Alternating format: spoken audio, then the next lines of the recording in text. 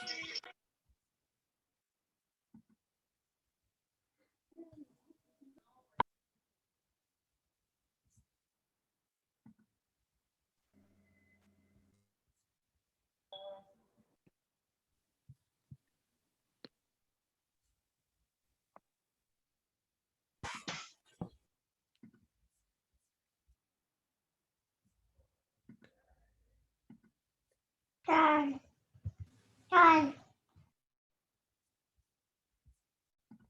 we have a baby in the class today? That'd be awesome.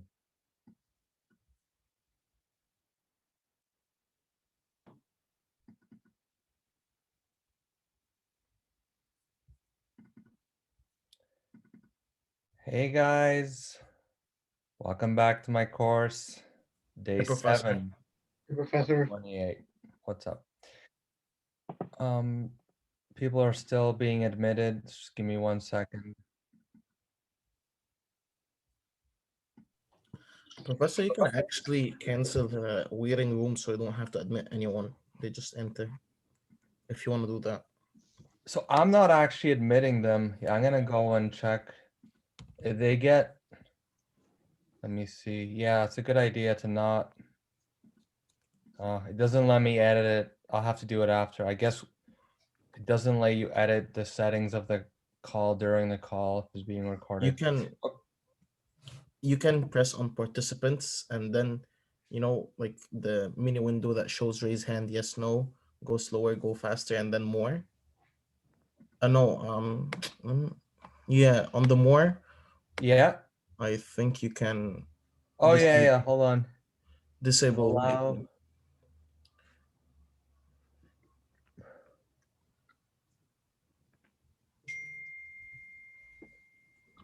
Doesn't. Yeah, the options are. So which option do you think I should enable? There's waiting room. There will be check beside it. Just click on it so it will uncheck. And when you do that, it disable the waiting room. So you don't have to manually admit everyone. Yeah, no, it's disabled. It was this. Yeah, the waiting room is disabled. Hopefully next time. Yeah. Hopefully next class, you guys will be here as I come in late. Okay. Yeah, thank you. I No problem. always welcome technological support from the younger generations. Today we begin lecture number 4.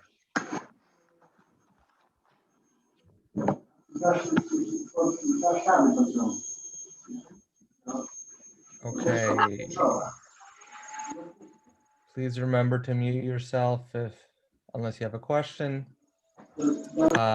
So we are 30% of the way done. This lecture is fairly important in the sense that there's the midterm generally has well, I don't know what the midterm is going to look like this year, and perhaps I should know at this point, but I don't. But the midterm has historically had 4 circuits to solve, and there's usually 1 nodal analysis, 1 mesh analysis, and then the other 2 kinds of questions come from this lecture. And so lecture 3 is very important, so is lecture 4. So that's to motivate you to try to stay awake. So what have we done to this point? We've learned Kirchhoff's laws, which are the foundation of circuit analysis, the current law, the voltage law.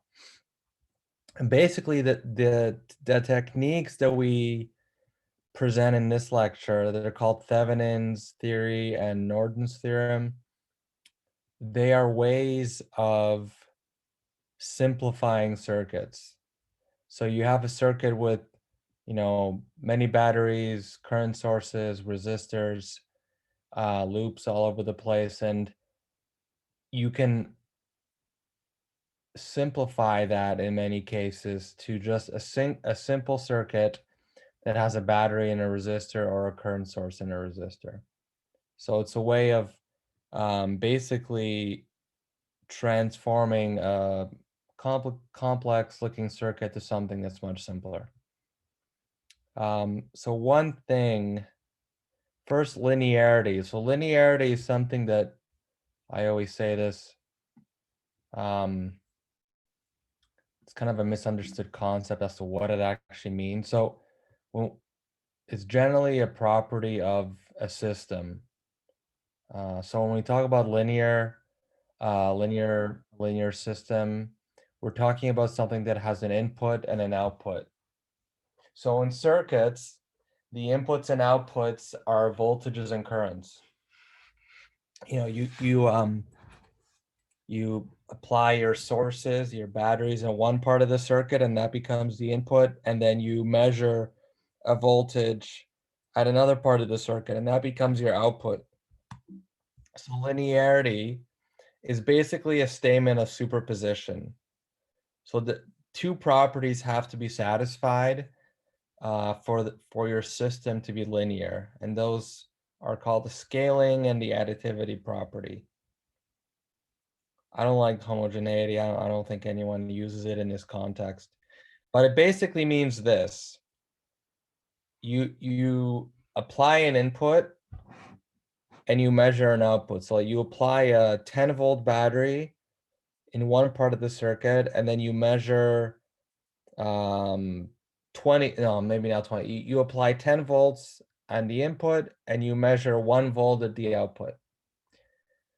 What the scaling property says is that if you now apply 20 volts to the input, you'll measure 2 volts at the output, right? So if you scale the input, the output gets scaled, right? So that's, for example, a resistor is a linear, can be thought of as a linear system. So in this equation, you can view I as the current as the input and V the voltage as the output.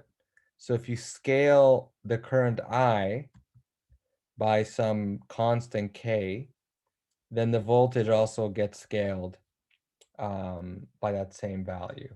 That's pretty straightforward to understand. So that's one key ingredient of linearity. And then the other is additivity. So additivity just means that now you have to think of multiple inputs. So input 1 produces output 1, and input 2 produces output 2. If you then apply inputs 1 and 2 together, your output will be the sum of output 1 and output 2. It's a hard thing to describe in words. I hope you got it. I'm going to describe it with some very simple equations here. So, for example, you have a resistor R, and you send current I1 through it, and across that resistor you measure voltage 1. Separately, you send in a second current I2, and you measure V2.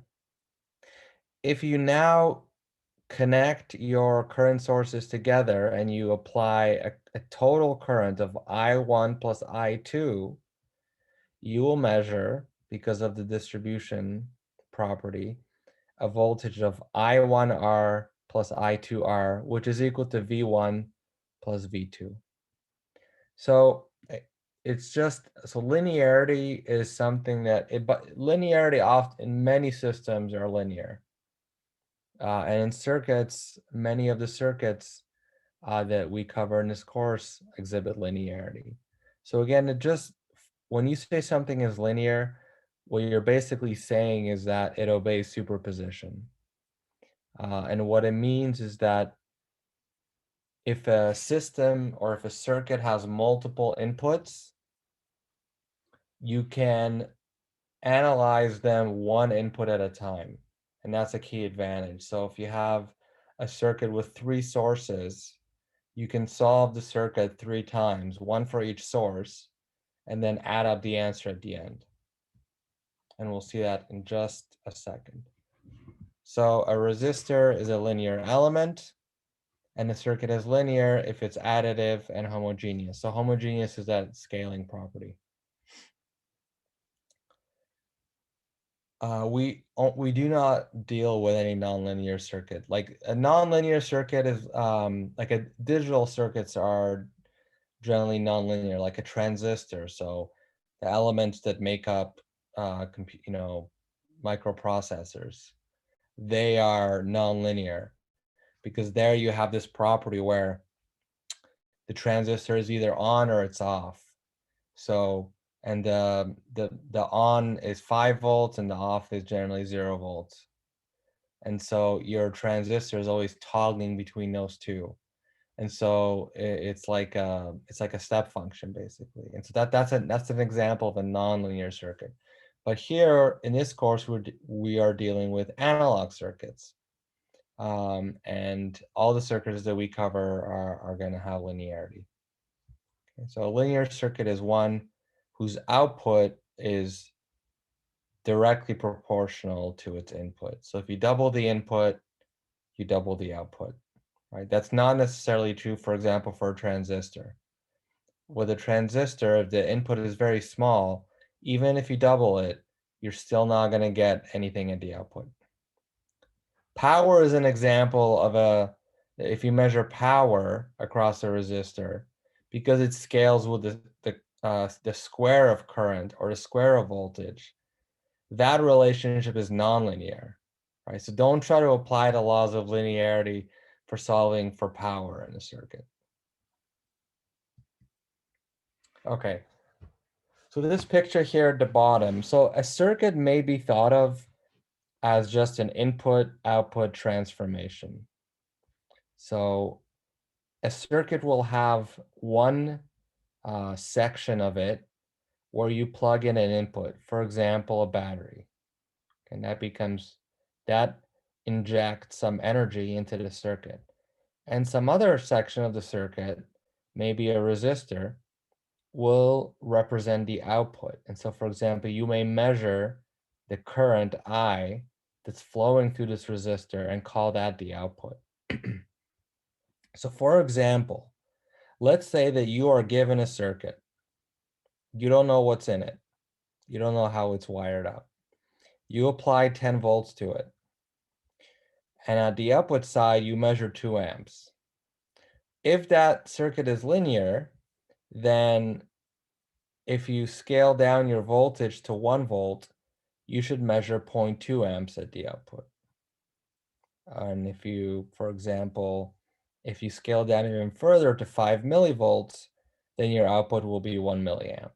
So again, if a circuit is linear, then its input-output relationship is the ratio of the input to the output is fixed. So our first example in this slide deck is it's a 2-mesh circuit, and we are asked to find I naught when Vs is equal to 12 volts. So Vs is over here. And then also when Vs is 24 volts.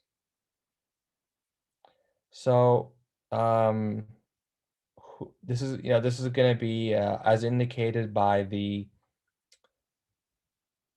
clockwise mesh symbols here, current mesh symbols. We are going to have to do mesh analysis here. So I will get one of you guys to help me with writing the KVL equation for the mesh on the left first. What's the KVL equation for this mesh?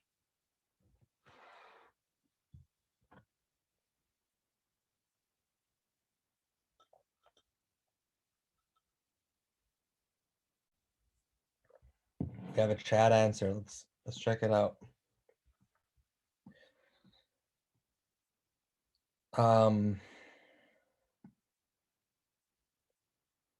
Yeah, so it's going to be 6I1 plus 2I1 plus 4 times I1 minus I2 plus Vs, which is equal to 12, is equal to 0. So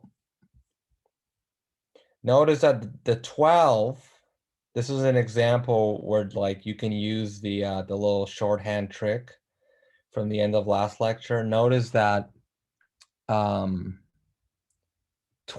is the sum of the resistances in mesh 1.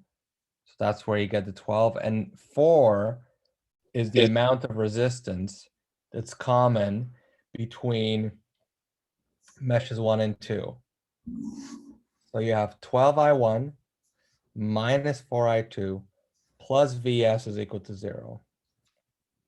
And then for the second mesh, we have minus Vs because we're going up, it's a voltage rise. Similar, there's a voltage rise for this current source, voltage source as well, because if you're going clockwise, this arrowhead encounters the negative pole of this battery and this battery. So negative Vs minus 3Vx. 16 is the sum of the resistors in this mesh, 4 plus 8 plus 4. And again, there's 4 ohms common between meshes 1 and 2. So now you have two equations, but you still have, Vs were given, so we have a value for Vs, but we still need something, we still need an expression for Vx. So who can tell me an expression for this voltage here, Vx?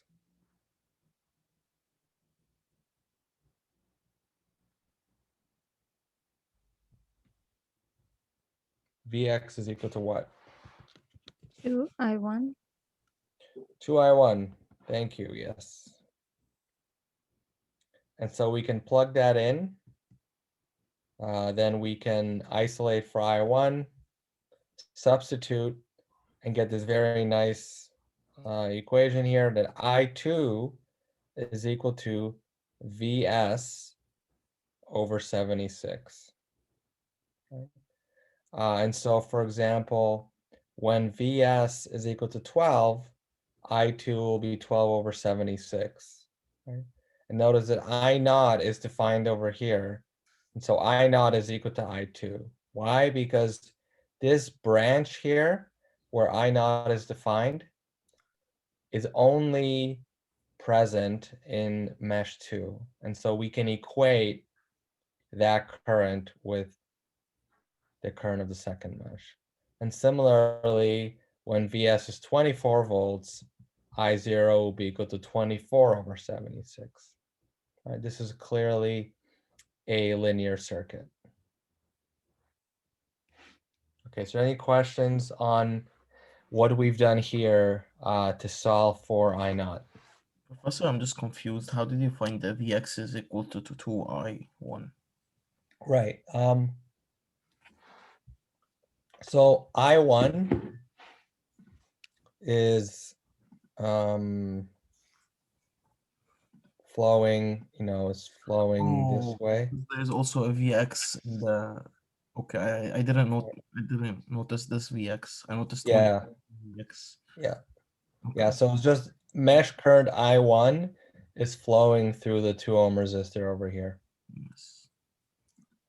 Okay, thank you. No problem. All right. Professor, can you go back?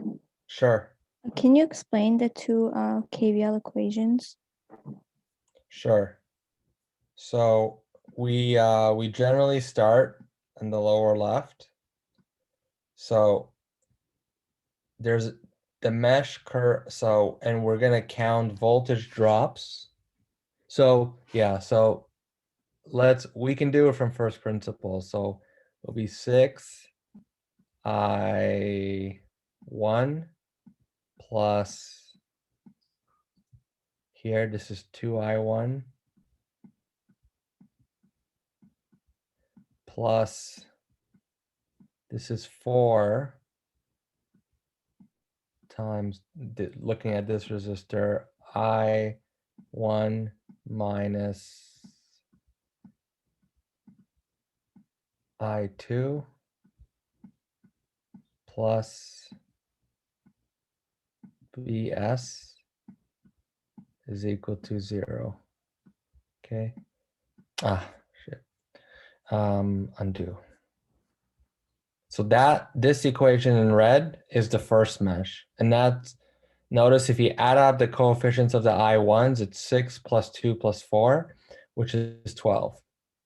Okay, got And the it. Because that's coefficient, what I had originally, and I saw your answer, so I was a little freaked out.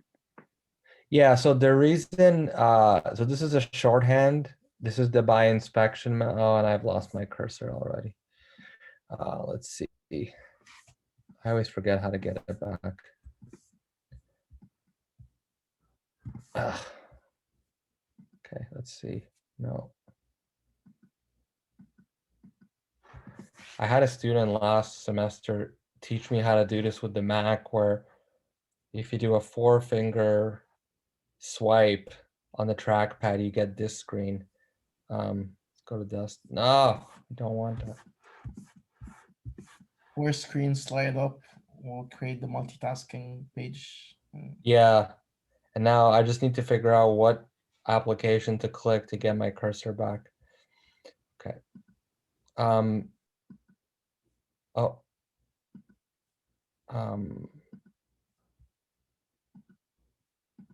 So for the second mesh, it's the same thing. It's minus VS plus 4 times I2 minus I1 plus 8I2, 4I plus 4I2 minus 3VX. So notice that 12 in this coefficient 12 is the sum of the resistances along mesh 1, and 16 is the sum of the resistances along mesh 2.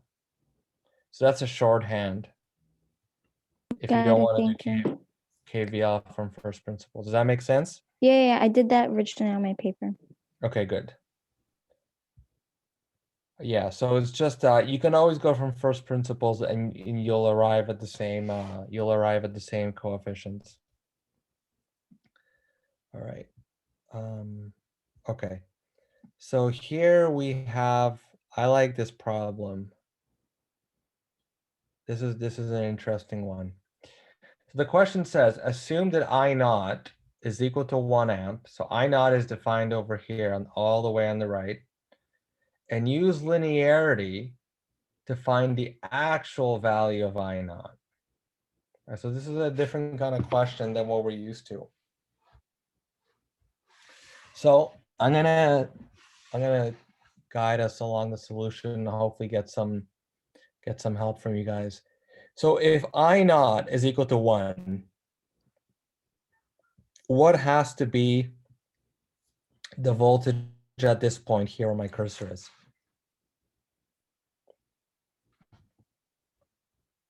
Five. Very good. Right? Because we're going to define the bottom to be ground. We're going to define the bottom to be equal to 0 volts.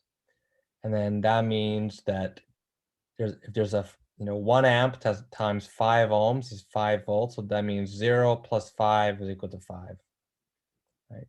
By the same argument, what has to be the value of V1 here where my cursor is now?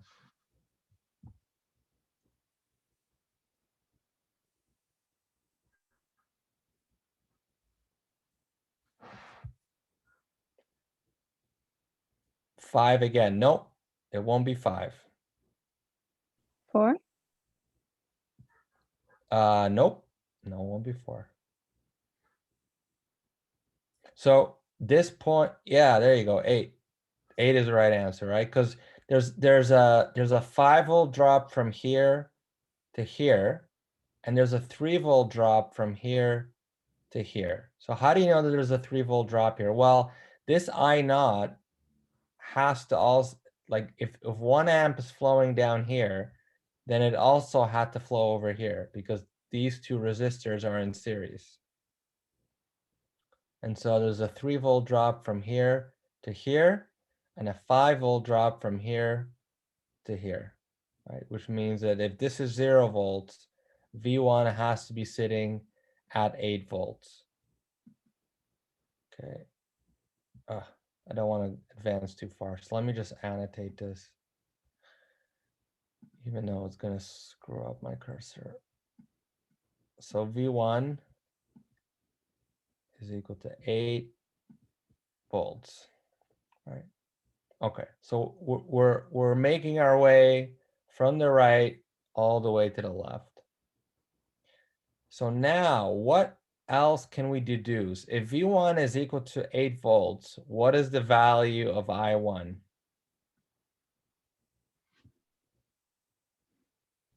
2. 2. Excellent. 2 amps.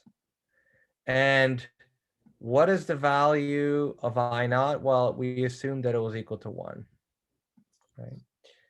1 amp. And so what does that mean for I2 now?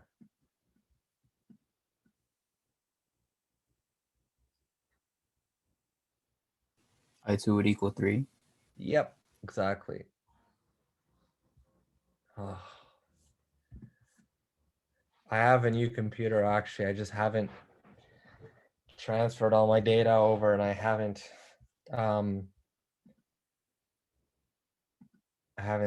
put all the software I need on it yet, but I think I'm hopeful that these issues will be rectified because I really like to mark up the for problems like this. It's really convenient. 3 amps here. Okay, so 2, and the reason is because this 3 amps splits into 2 down here and 1 around here. So this has to be 3 amps. So if I2 is equal to 3 amps, what does that say about V2?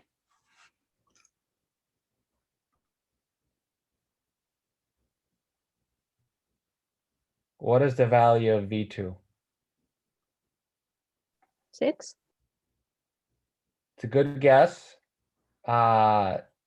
6 plus 8, which is equal to 14, like as was suggested on the chat just now. So it is indeed equal to 14 volts. All right, I give up. It's gonna torture me. This again. Clear all this. Yeah, so it's equal to 14 because there's a 6 ohm, sorry, a 6 volt drop across 2 ohm resistor. And so if this is 8, and then it dropped 6 from here to here, then here had to be at 14, right? So V2 has to be equal to 14. So if this point here is sitting at 14 volts, what does that mean for I3?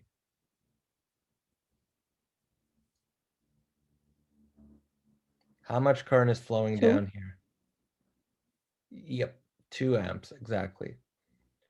So if there's 2 amps here, and I forgot the value, I'm just gonna have to show you, right? And so the value of I3 is 2 amps here. The value of I2 was 3 amps, which means that I4 has to be the sum of I3 and I2, which means that I4 has to equal to what? Right? 5, excellent, right? But what does it need to equal based on the current source? It needs to equal to 15, right? And so we are off by a factor of how much?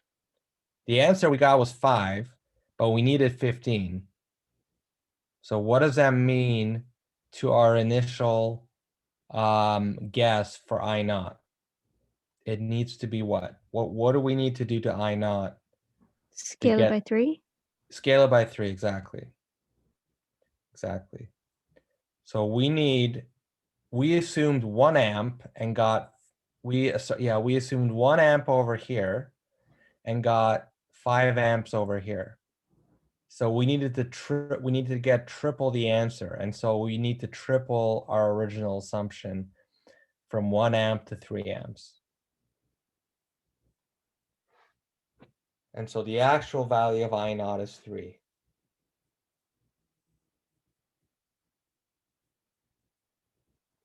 Does anybody have questions regarding this problem? All right, we will move on. Here we are asked to find V naught. V naught is defined over here when IS is equal to 15 amps and when IS is equal to 30 amps. So first of all, which technique should we use to solve for V naught?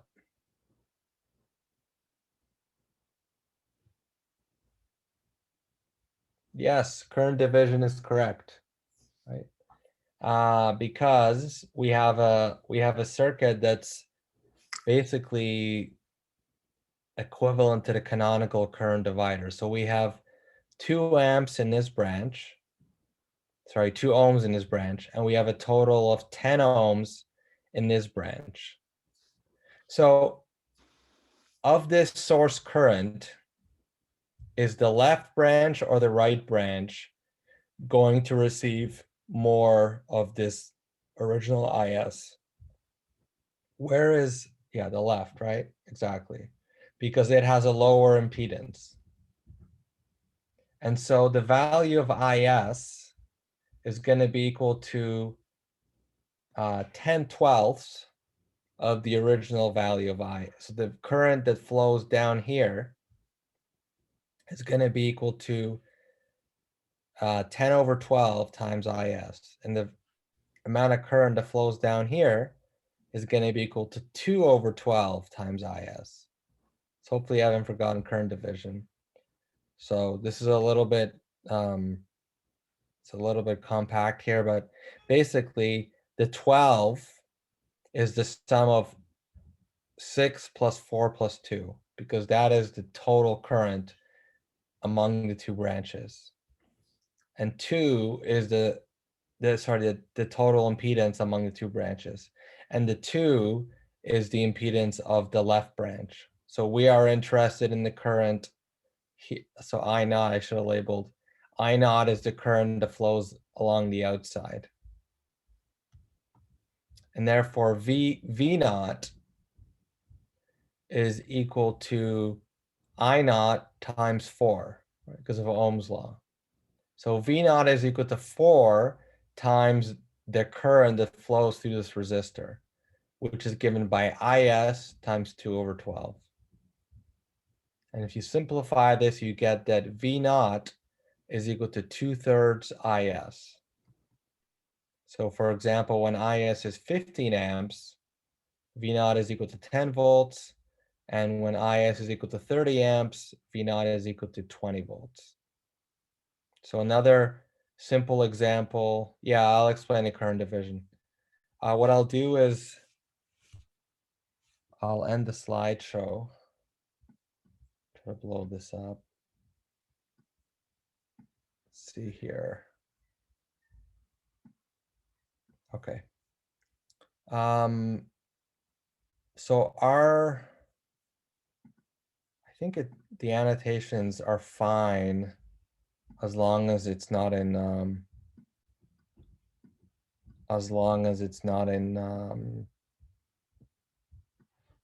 slideshow. So basically our circuit can be simplified into the following. So this is the 5 ohm resistor here. And I'm going to combine, I'm writing, this is the second part of the question. So sorry, this circuit pertains to this question. And then this resistor here is, just realized something. Let me actually just redraw this and to make it, what I'll do is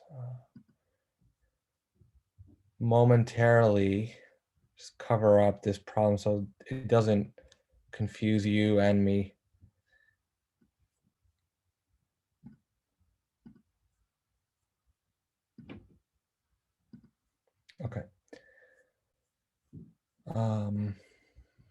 Right. So I'm gonna try to redraw this circuit in a way that I can use current division. So I have my current source here.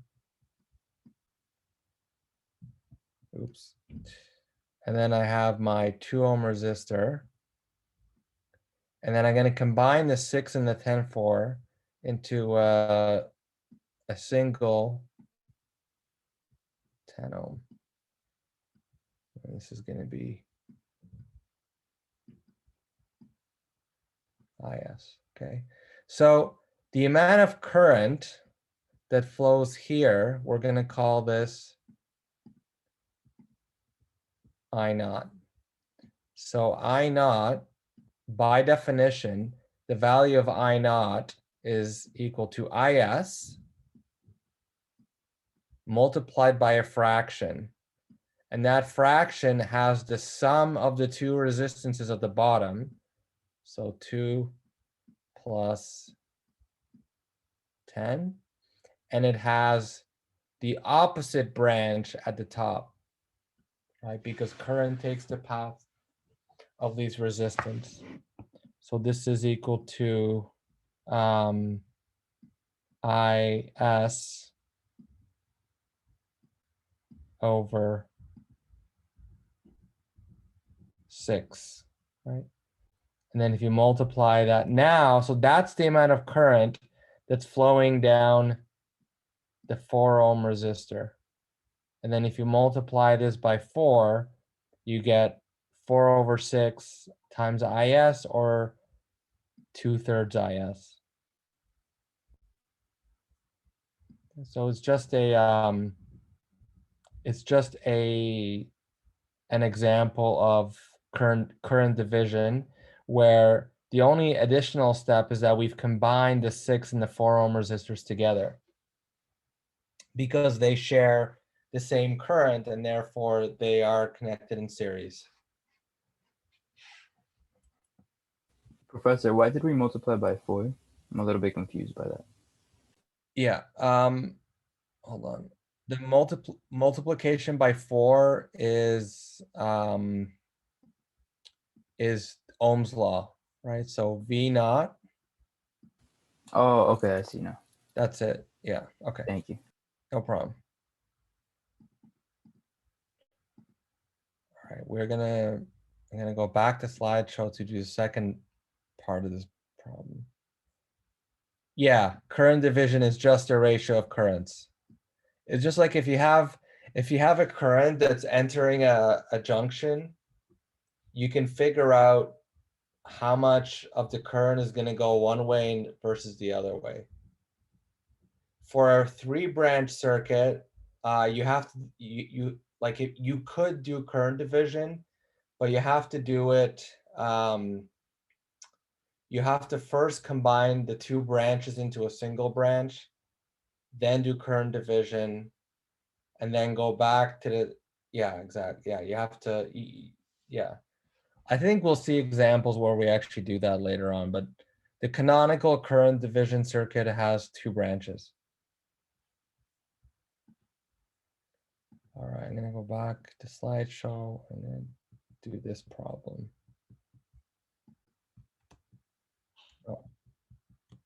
Oh, I know why, because I have my text box. Okay. All right. So the second part of the second question on this slide is, assuming that V naught is equal to 1 volt, assume that, yeah, use linearity to find the actual value of V naught, right? So if V naught is equal to 1 volt, how much current is flowing through the 8 ohm resistor?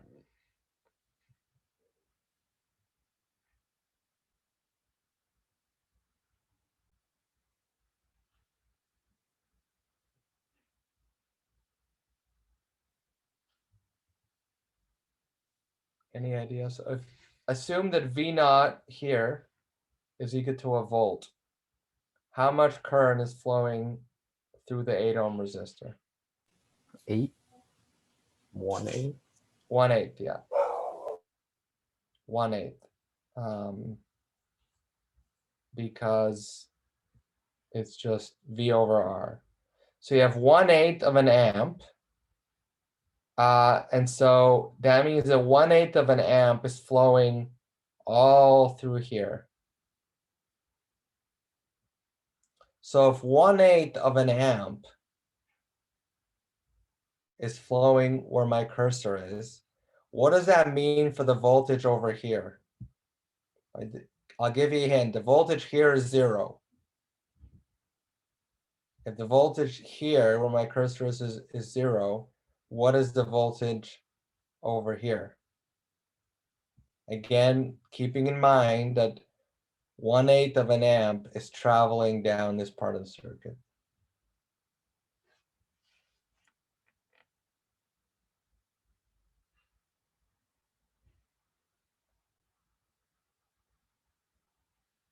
Would it be 20/8?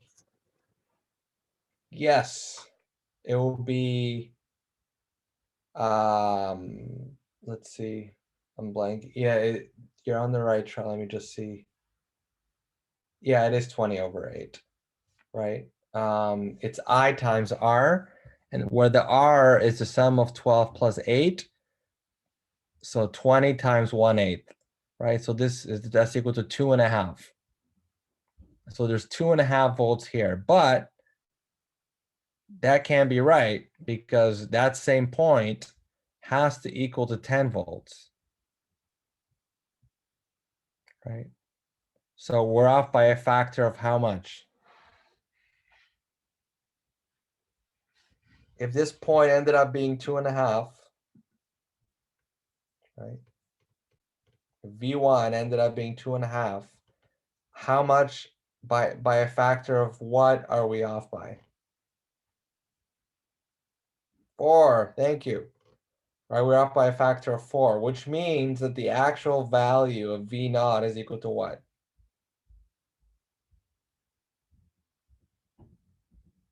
4 volts. Excellent. All right. So superposition is the first technique that we teach you in this slide deck. Now, it's a little bit cumbersome, especially in some cases, but it's a good way of learning the logic behind Thevenin Norton analysis. Yeah, sure. Hold on, I'm making my way back there. Go ahead.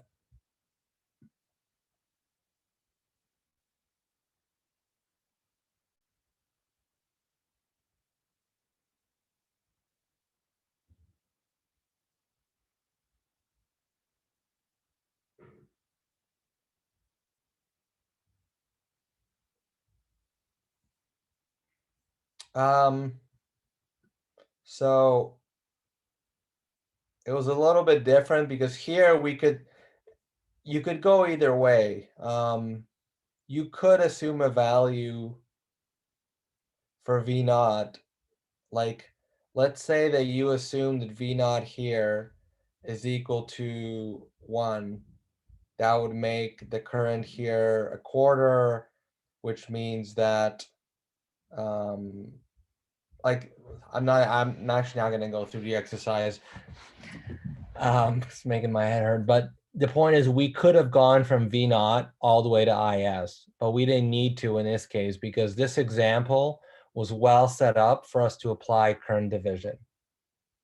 Right? But we could just as well assume a value of V naught here, like let's say it's a volt, work backwards, get the voltage here, get the current here, sum it up, and then see if it matches IS.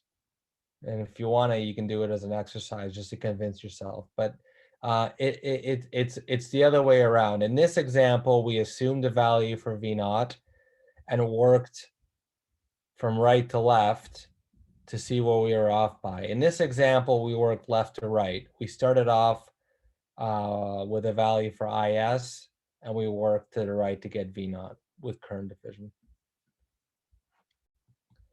All right. Superposition. It's just a way of solving circuits that have,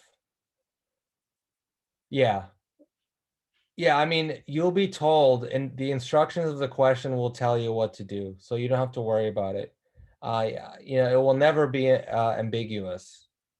It will always be very clear which technique you have to use.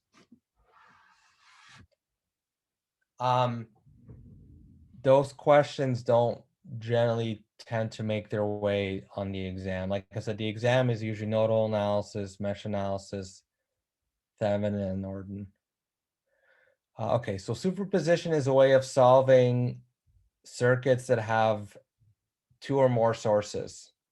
And so it's very easy to explain actually. Basically, in words, you take one source at a time and you solve the circuit. And then you disconnect that source and solve for the other source, solve the circuit. And then at the end, you add up the solutions. So it relies on linearity. So what's in the box here, again, it's, if you don't understand it when you first read it, don't worry, because I think it makes a lot of intuitive sense once you work through a couple of these, but I'll just read it for you. The voltage across an element in a linear circuit is the algebraic sum of the voltages at that element, the sum of the voltages at that element due to each independent source acting alone. So again, it's a little bit verbose, but basically, let's say you have a circuit with two batteries. You disconnect one of them and you solve the circuit. Then you reconnect that one, disconnect the other one, solve the circuit again. And then at the end, you sum up your solutions and you're done. Okay. So now there is an important point here about what it means to disconnect a source. So for a battery, disconnecting a source means setting its voltage to 0. For a current source, disconnecting it means setting its current to 0. So, excuse me, so turning off a battery means short circuiting it. So you replace it with a wire. Turning off a current source means open circuiting it. So leaving the circuit open at that point. So that's an important point. And you do not touch dependent sources. Dependent sources react to actual independent sources. So dependent sources you just leave in there when you apply superposition. Do not disconnect them. Okay, so step 1 is to turn off all independent sources except for one. And then you find your whatever voltage or current you're asked to solve for. And then step 2 is to repeat step 1 for all the other independent sources. And then step 3 is to add up. When they say algebraically, what that means is if one of the answers is negative, you keep the sign. Dependent sources are shaped as diamonds. Oops. Independent sources are shaped as circles. Okay. All right. So there's a little bit more work sometimes now you're solving the circuit multiple times, but each subcircuit is simpler, right? So even though it seems like you're doing twice as much work, you're not really, because when you disconnect the source, you've made the circuit a lot easier, and you'll see that. So a caveat to this technique is that it's based on linearity. So don't try to do this to solve for power. Don't try to do this if you're not certain that the measurement that you're solving for. My Pomeranian's howling. So don't try to do this if the quantity that you're solving for does not have a linear relationship with the source. Give me just 1 second.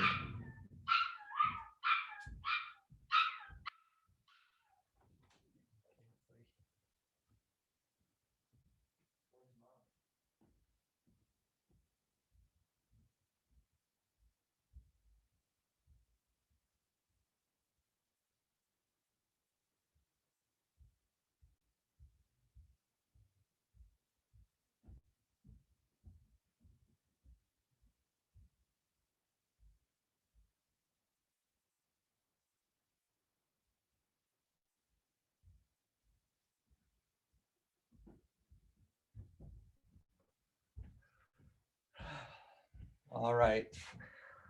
Looks like my wife came in, dropped off the dog, and left. So there may be a few more interruptions. My apologies in advance. All right.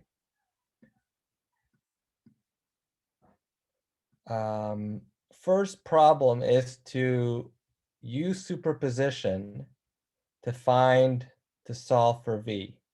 Right. So here, this is a very simple circuit. Like there's two sources, a voltage source and a current source. I'm going to walk you through this because this is the first example. So the first step is to turn off all sources except for one. So we're going to start off. Sorry, so before that, the final answer V is going to be equal to V1 plus V2, where V1 is the contribution of the 6-volt battery, and V2 is the contribution of the 3 amp current. Okay, so the first thing we do is we turn off the 3 amp current source. And so turning off a current source means open circuiting it. So notice the connection between here and here has been left open, which means that we have the battery here. The 6-volt battery is still here, and we just have a single loop now. So the value of V1 in this picture is given by voltage division. So it's 6 volts times 4 ohms over 4 plus 8 ohms. Okay, so it's equal to 2 volts. So I'm going to stop here just in case if anyone needs, is anybody unclear as to how we got a value of 2 volts for V1 in this picture?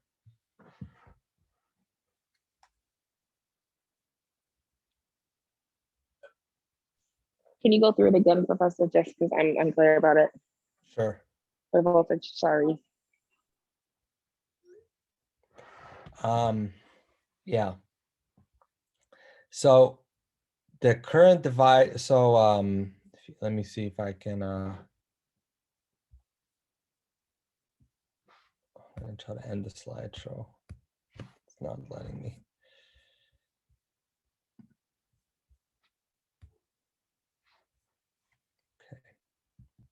Okay. So if I have, let me actually.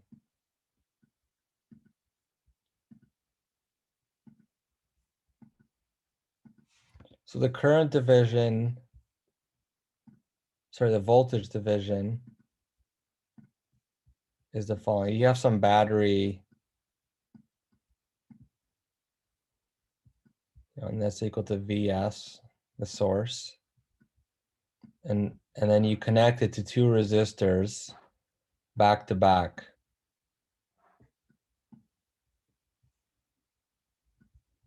This is R1 and R2, right? And let's call this V1. And let's call this V2. So the value of V1 by definition is Vs times R1 over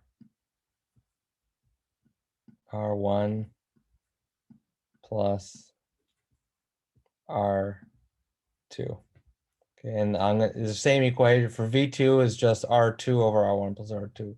So basically, just like current division divides up current into 2 parts, voltage division divides up voltages into 2 parts, right? So this voltage Vs is divided up into V1 and V2. And the sum of V1 and V2 has to equal to Vs. Kingsley! This is too funny. I'm sorry. Let me just mute myself.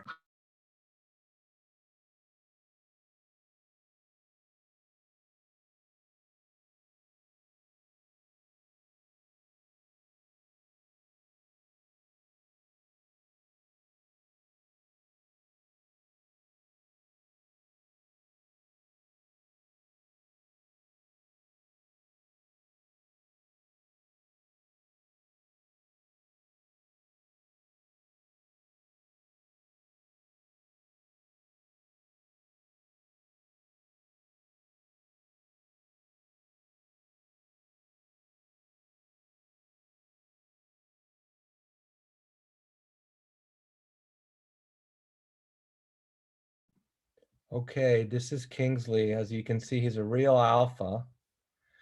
And I may need to hold him for the rest of this lecture. Okay, so that's current division, voltage division, sorry. Is you're dividing up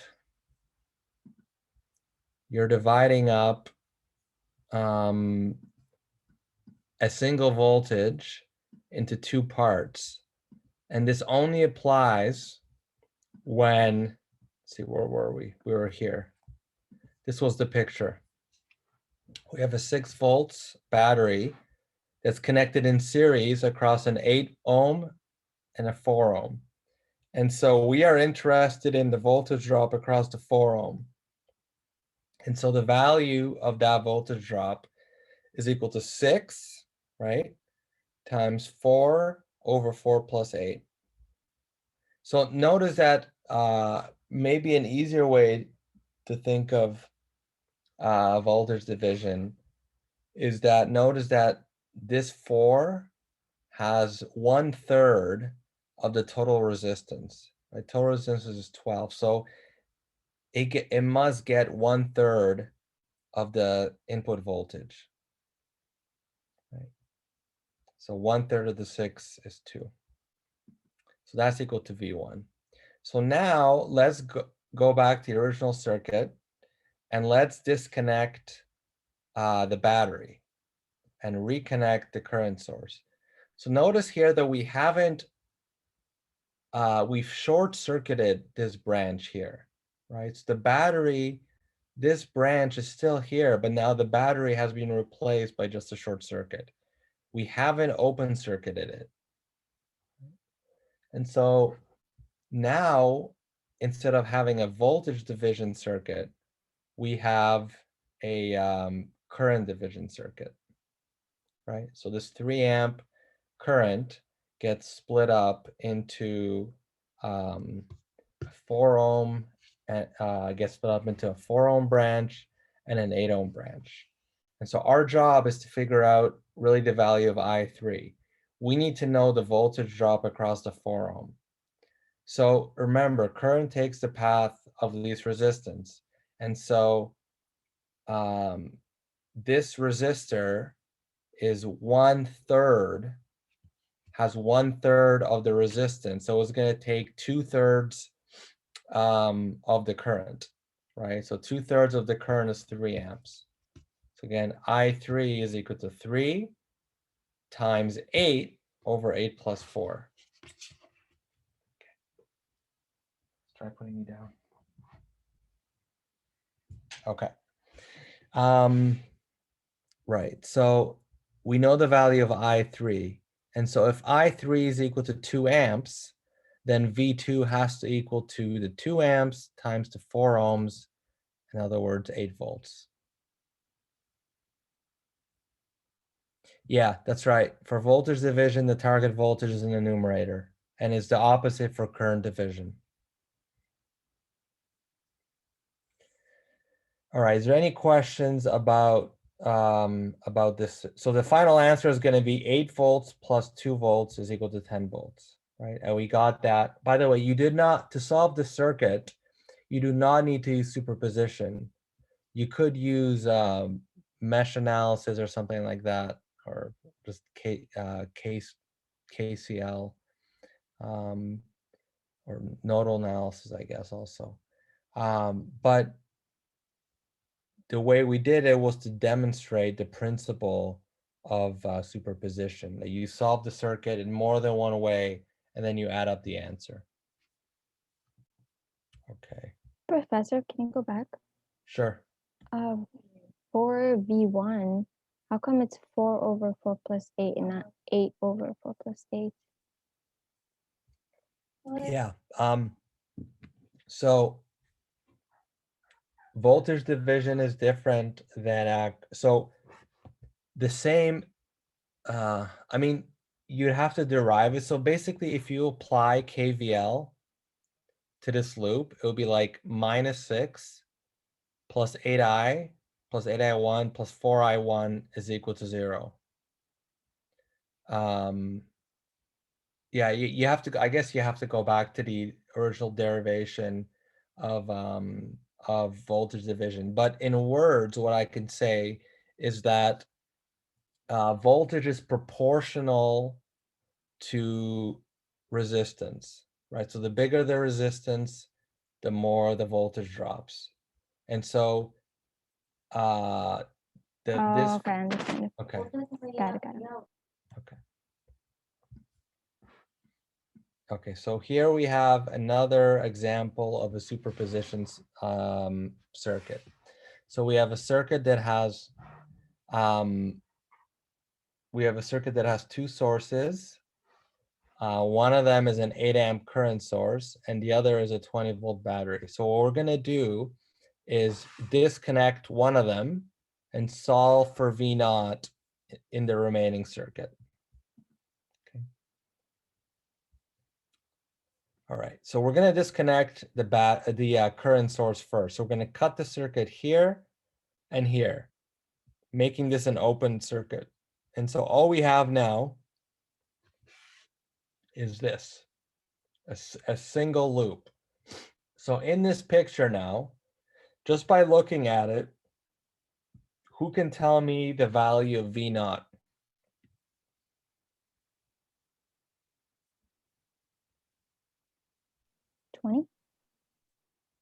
And so it's not 20, but it's so Is it 5? what's that? 5? Close. It's actually 4. But you know, an easier way of doing it will be to count up the resistance, or I mean easier. Another way to count you have 10 ohms here. And so the total current, the current through this loop is 20 divided by 10, which is 2. So there's 2 amps flowing counterclockwise here. And so 2 amps times 2 ohms is 4 volts. Another way is to use voltage division. So in the voltage division, we've combined the 3 ohm and the 5 ohm resistor together to an 8. So we have 20 times 2 over 2 plus 8, if that makes sense. All right, so now what we do is we disconnect the battery here, making this a short circuit. So now we have a current source, and it can either make a left turn or a right turn. So now who can tell me how much of this 8 amp is going to go left and how much is going to go right? Would it be split since they're both 5 ohms? Excellent. It would totally be split. So there's going to be 4 amps going left and 4 amps going right. So what does that mean for V naught then?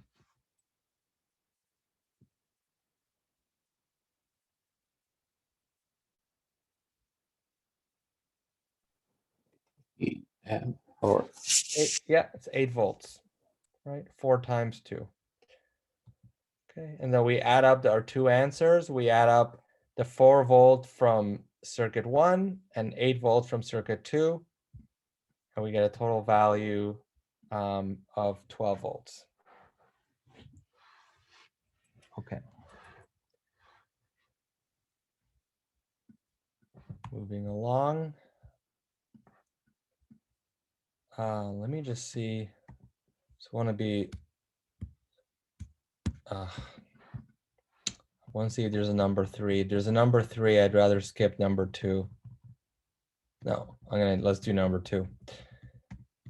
Hopefully it's not as bad as it looks. Okay. So this is an example where you have 3 sources. We have a 4 amp source, a 20 volt battery, and a dependent source is equal to 5 I naught.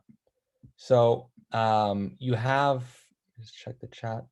You have 2 independent sources. The third source is a dependent source. So you're actually going to solve the circuit 2 times. And you're asked to find I naught. So the first thing that we're going to do, and it's arbitrary which order you do this in. Okay. Yeah, we're gonna shut off the 4 amp current source. So we're gonna open circuit this branch here. And what we're left with is this 2 mesh circuit. So who can tell me the KVL equation for mesh number 1? 3i2. Oh,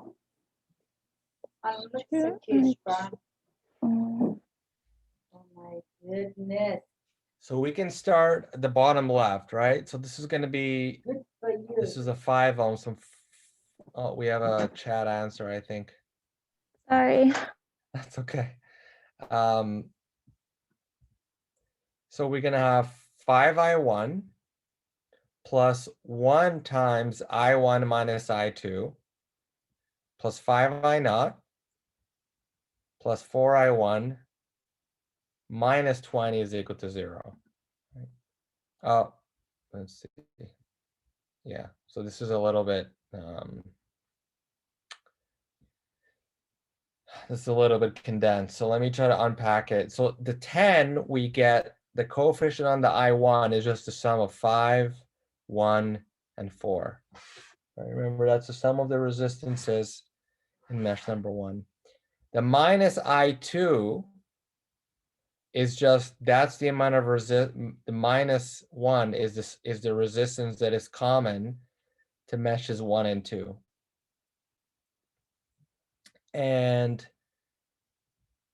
there's a voltage rise of 20 volts. So on the left side of the equation, it gets treated, it gets put in with a minus sign. And so you can move it over to the right-hand side with a positive sign. And the 5i0 source is a voltage drop. So it appears on the right-hand side of the equation with a negative sign. Now we also know that the value of I0 is equal to minus I1, right? Because the orientation of I0 is opposite to that of I1. Hopefully everyone sees that. So now we can plug in, we can substitute negative I1 for I0, and we have one equation, 2 unknowns, right, from mesh 1. So now let's apply KVL to mesh number 2. Right, so again, we have 3 ohms, 2 ohms, 1 ohm, total 6. So the coefficient on I2 is equal to 6. And again, the coefficient on I1 has to be equal to -1. And the 5i0 appears with a positive sign now because this is a voltage rise. So a voltage rise appears with a negative sign on the left side, and we move it over to the right hand side. Okay, so we substitute negative I1 for 5i0 here. And we move it over to the left hand side, and we get 6i2 plus 4i1 is equal to 0. So now we have 2 unknowns, 2 equations. We can solve them, and you get a value for I1 of 60/17. In other words, I0 is equal to -60/17. And the prime is just denoting that this is only the contribution of the 20-volt battery to this current, right? We are neglecting the 4 amp source at this stage. Right, so we have to keep this answer stored because we're going to need it at the end. All right, let's do the second part of the circuit where we short circuit the 20 volts. I'm going to draw it. So we're going to short circuit this branch here. And now we unfortunately have 3 meshes. However, we know the value of I1 just by looking at this mesh. So what is the value of I1 here in this circuit? 4, excellent. excuse me, the reason it's 4 is because this current source only appears in mesh 1. Right? So I1 is equal to 4. So right away, we're down to 2 meshes. And we write the KVL equation for mesh number 2, right? So we have 6 ohms. That's the coefficient I2. 3 ohms is in common between meshes 2 and 1. That leads to a minus 3I1 term. 1 ohm is common to mesh 2 and 3. That leads to a minus I3 term. And we have a voltage rise of 5I0. So now I have a question for you guys. What is the value of I0 as a function of the mesh currents? Equals to I1. Close? So I1 is definitely a part of it, but what else? I1 minus I3. Yeah, that's it. It's I1 minus I3. Oh, actually, yeah. Sorry. My bad. I1 minus I3, but we know that I1 is equal to 4, right? So we can just plug in 4. And so we plug in this term into here and we simplify and we arrive at 6I2 plus 4I3 is equal to 32. So we have 3 unknowns and 2 equations already.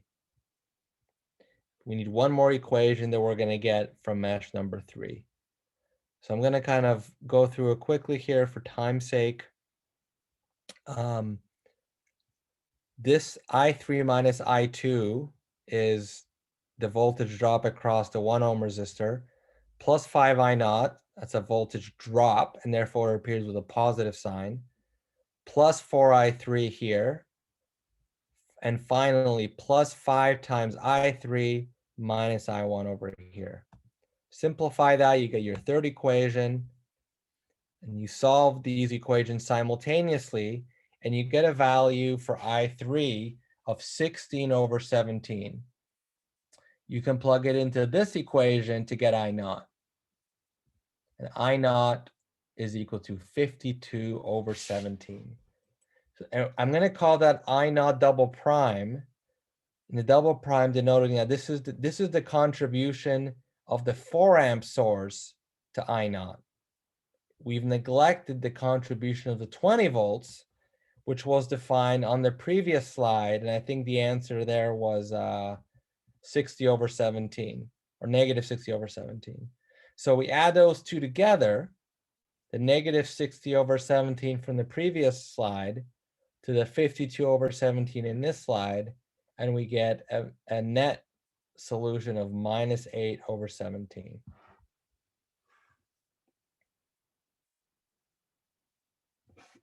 Okay.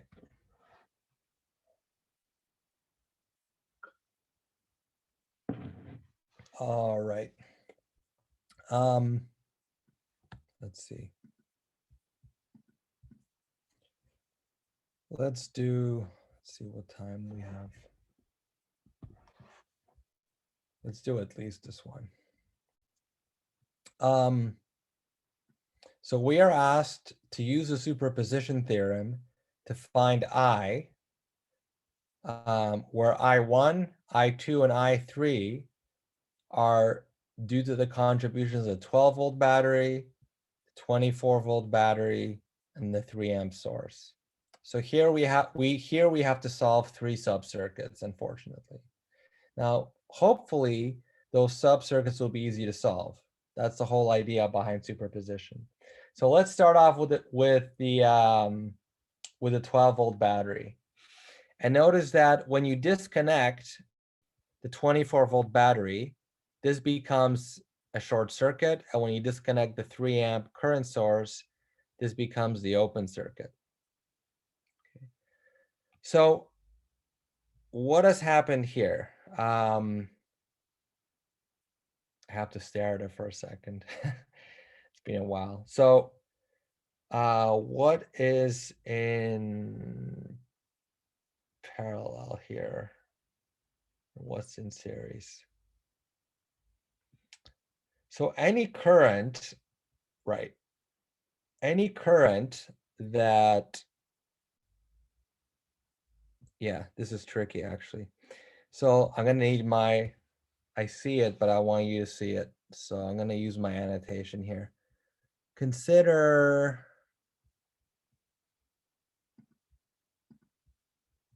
the connection from this point to this point.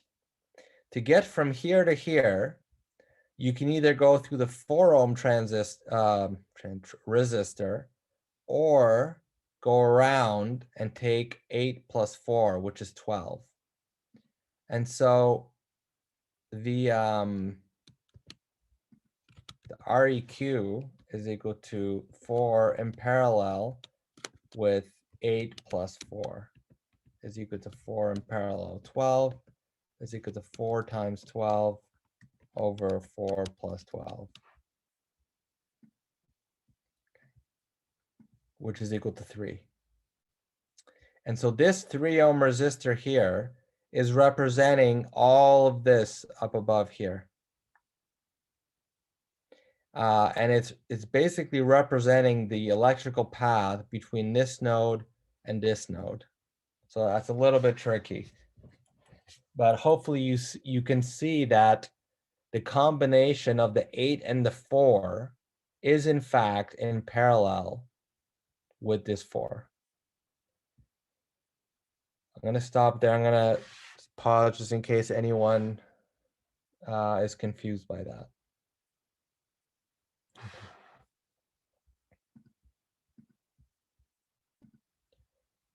Let me go back this. Okay, so we're at this point, right? So again, we've replaced the 8, 4, and 4 with the 3 ohm. Yeah, thank you for asking.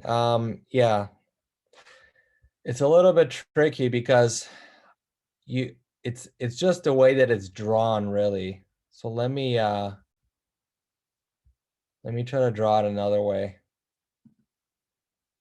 So I'm gonna be over here. This point is here, and this point is here, right? And so one way of getting from here to here is to take the 4 ohm. Right, so that's there. But notice that you can also go around, right? You can also take this, right? This is the 8. This is the 4. Right. So this is, you have a 4 in parallel with a 12. And so their parallel combination of 12 ohms and 4 ohms is 3 ohms. If you remember how to combine parallel resistors, okay. Good.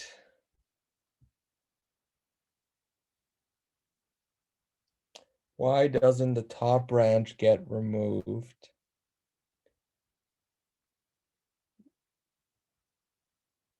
Because when you disconnect the voltage source, you short circuit it. You don't open circuit it, right? So this is a common source of confusion in this course, actually.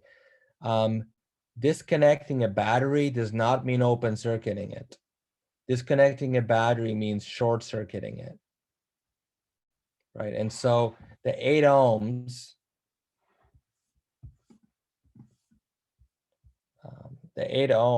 does not go away because it's still connected. This 8 ohm resistor is still connected to this wire, right? It's just that this battery gets replaced. You can think of it as replacing this battery with 0 volts. All right, I'm gonna press forward. All right, so now in this picture, it's easy to see that the value of I1 is equal to 12 volts divided by 6 ohms. Yeah, so short circuit just means 0 volts. So replace whatever the voltage is, means replace it with 0. So a short circuit just means a wire, so no resistance, but there's still a connection. Whereas an open circuit means you've actually cut the circuit. All right, we are gonna, so we have the solution, we're 1/3 of the way there. We have the value of I due to the 12-volt battery. Now we're gonna disconnect the 12-volt battery, keep the 3 amp source disconnected, but now turn on the 24-volt battery. And so here is the circuit that emerges, right? So notice that this is short circuited, this is open circuited. And now what we effectively have is we have a circuit that has 2 meshes. And we are interested in finding IB here. So we can just do as always, we can write a KVL equation. So there's 16 ohms of resistance in mesh A, and 4 of those are common to mesh B.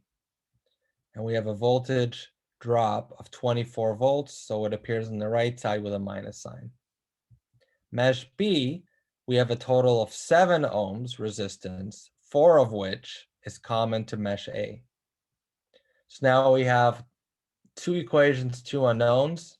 We can solve for IB, which is equal to I2, which is equal to minus 1 amp. So now we have a solution for this current that's due to the 24-volt battery. So now we're 2/3 of the way there. The last piece is to disconnect both batteries and only keep the 3 amp source. So now the question is, how much of this 3 amp current makes its way down to the 3 ohm resistor? So there's a variety of different ways that we can solve this. Let's see. I haven't looked at this one in a while. So I guess, yeah, nodal analysis is the easiest way because we have node 1 and node 2. Notice that this over here, this is all the ground node. Right. And so let's do a nodal analysis at nodes 1 and 2. And so node 1, we have this current flowing in, and then I3 and this current flowing out, right? So we have the currents that are flowing out are V1 divided by 4, right? Because this node here is sitting at 0 volts, and V1 over 3, because this is also equal to 0 volts. And the current that's flowing from here to here is equal to V2 minus V1 divided by 4. Right? So that's one equation, 2 unknowns. Node 2 has 1 node flowing in, which is equal to 3, and it has 2 nodes flowing out. This current here is equal to V2 minus 0 divided by 8. And this current here is V2 minus V1 divided by 4. Right? So now we have our second equation. We can solve them to get V1 is equal to 3. Right? So if V1 is equal to 3, it means that this current here, I3, is equal to 1 because of Ohm's law. We have 3 volts divided by 3 ohms is equal to 1 amp. So now we have 3 separate solutions for this current I. We can add them all up. We have 2 minus 1 plus 1, leaving us with a grand total of 2 amps, which is the final answer. So again, it is a cumbersome technique, superposition, because you have to solve multiple circuits. But each of those circuits is simpler than the original, arguably. All right. Oh, I like this one. Let's do this one. Let's solve this one using superposition. So again, we have 3 independent sources here. We have a 16-volt battery we have a 4 amp source, current source, and a 12-volt battery.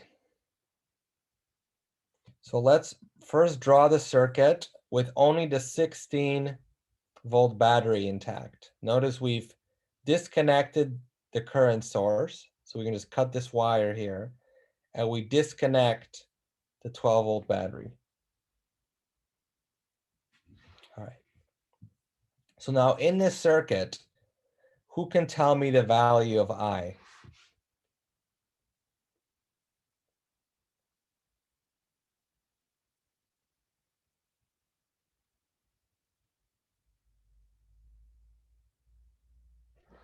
What's the total resistance? Yeah, 1 is correct, right? So it's just 6, exactly. So it's just I is equal to 16 over 6 plus 2 plus 8 is equal to 1.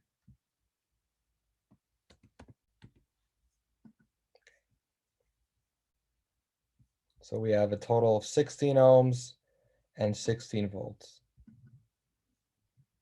All right, now let's move on to the second source, the 4 amp current source. So now we disconnect both batteries. We disconnect the 16-volt battery and the 12-volt battery. So this one here, I think this is the tricky part here. Let me just stare at it, and you guys also look at it and see if you can. So the trick is here to redraw this circuit.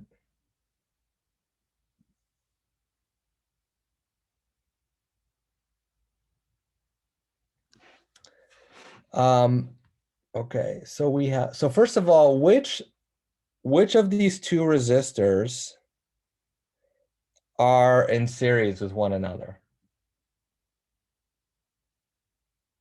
Yes, 6 and 8 are in series with one another. Right, so they can be replaced.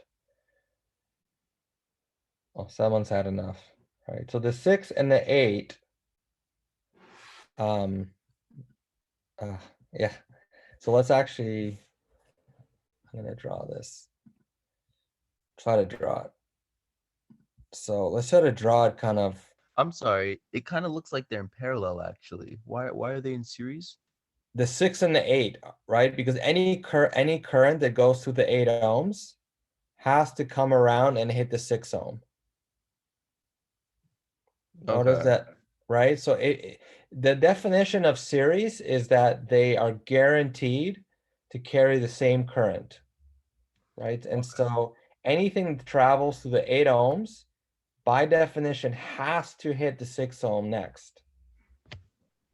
Therefore, they're in series. Therefore, they're in series. Okay.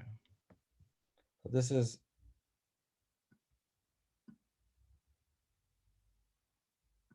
Okay, so I'm just going to redraw this picture. What I'm going to draw first is this section. And then we have a resistor between this point and, well, let's actually be more formally between this point and this point, right? So this point here is here, and this point here is here. So we can draw, and this is equal to 14, and this is equal to 2, and this is the 4 amp. And I realize that this is not immediately intuitive, but again, as long as you're keeping the connections the same, it's valid to redraw the circuit. So this is one way of depicting this circuit. And again, notice that this point here is at the top of the current source. And this point here is at the bottom of the current source. And in between this point and this point is 8 ohms plus 6 ohms. So another way, if you're not happy with that, then another way of thinking about it is, come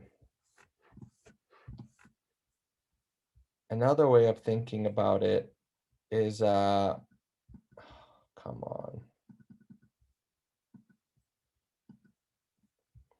when the current gets here, so that there's current coming out here, and it gets to this point, it has two choices.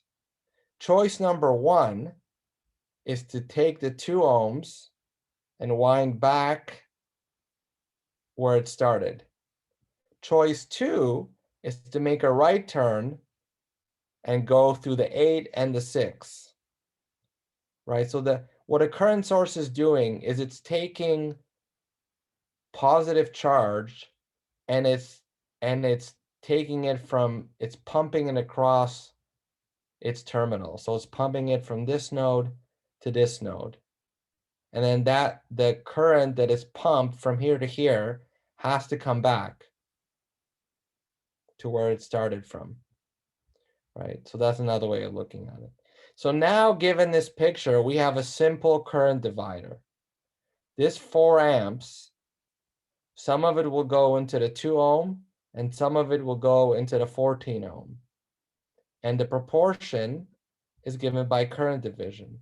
So the amount that will go through the 14 ohm, right, most of it will go through the 2 ohm because that's the path of least resistance. So the amount that will go through the 14 ohm path is equal to 4 amps times 2 ohms divided by 2 plus 14 ohms, which is equal to 1/8 or half of an amp. Okay, so that's the contribution to I of the, that's the contribution to I of the 4 amp source. Now I can, oh.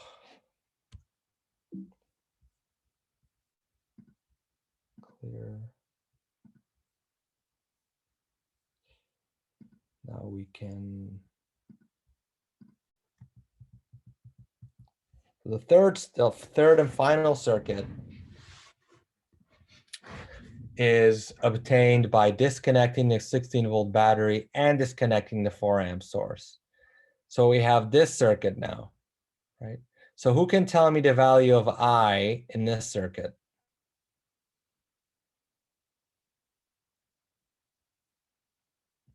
We have a 12-volt battery. We have 16 ohms, and we have a current flowing from left to right. So I is equal to what? Would it be negative 12/16 or 0.75? Exactly. Yeah, that's right.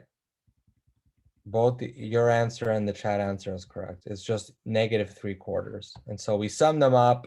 You add up 1 plus a half minus 3/4 nets us 3/4 of an amp. All right. That was a lot. I think that was a lot of information. I don't want to continue into source transformation until next Monday.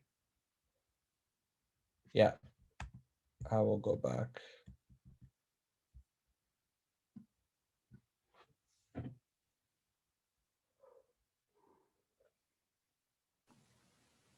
Professor, can you just go over why it's negative for the last part?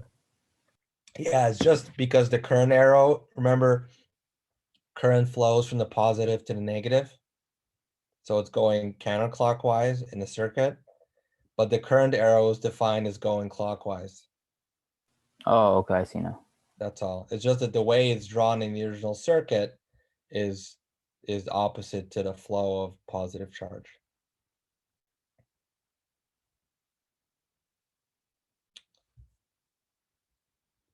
All right.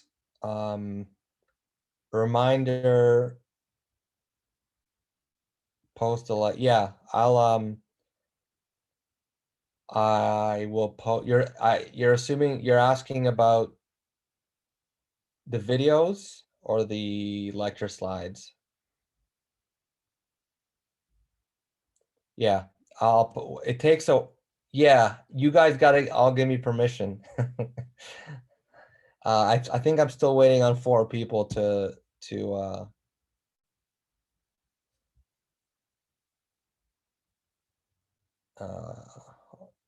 okay. Yes, I will post the videos. Okay. Why it's -12? Oh, it's not negative. You shouldn't think of it as -12. Maybe it's actually, it's the value of this 12 divided by 16 with a minus sign because the current is going, this is the positive end of the battery. And so the current is going this way, but the current arrow in the picture is pointing the opposite way. That's all it is. Yeah, I'll send an email to those. That's a good idea. And has there been any problems with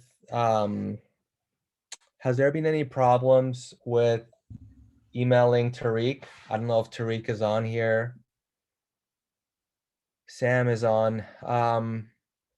Anyhow, okay, you were able to email him. So if you haven't written Tariq, he's going to be the lab TA, about whether or not you're able to pick up the equipment, please do that. Homework number 1 is due Wednesday. Do I want to say anything else? I will post the lectures on YouTube. I wish you all a good weekend. And don't forget to subscribe to my channel. Exam won't be for a while. NMR